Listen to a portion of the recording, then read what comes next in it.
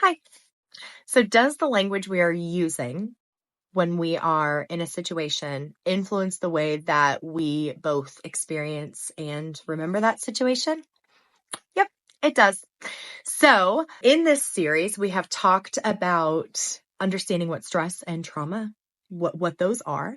We have talked about cultural expressions of distress and how all mental health is connected with the culture it's experienced in. And now we're moving into linguistics, the words that we use and the language we use and how that impacts the way that we experience the world. So let's talk about language and emotions for just a moment. So there have been several studies that have shown that in individuals who are bilingual or multilingual, they speak more than one language, they will experience and remember a situation differently depending on the language, one, they were speaking when the situation occurred, and what language they're speaking when they recall it and say it.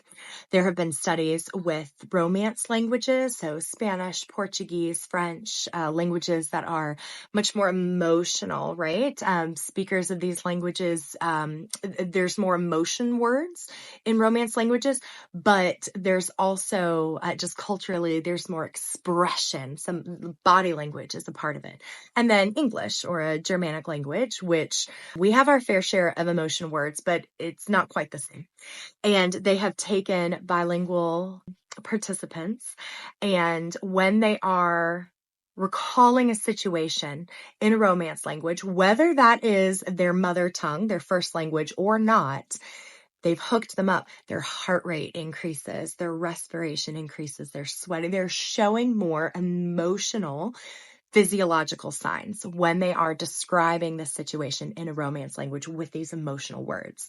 When they relay the exact same situation in English, you do not have that same emotional reaction physiologically or reported emotional feelings.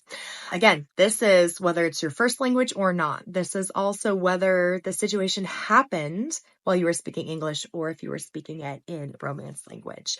They have also a theater, a drama study. It was very interesting. They did a play completely in English, and then they had intermission, and then they did the entire play again, but they did it in German.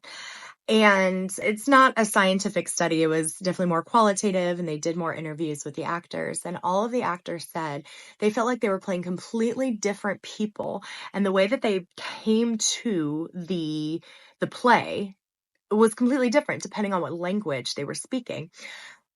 In that paper, they've also done some other citations talking about how this makes sense in a biological way as well, because when we speak, the way that our faces and our lips and our mouths and our cheeks, the way that we have to move our body to say different words actually influences the way that we experience them as well, right? You might have heard the studies on, like, if you're not feeling well, just smile. And if you smile, it'll send signals to your brain like, oh, I'm happy, right? And there are studies that show that your facial expressions actually do dictate your feelings.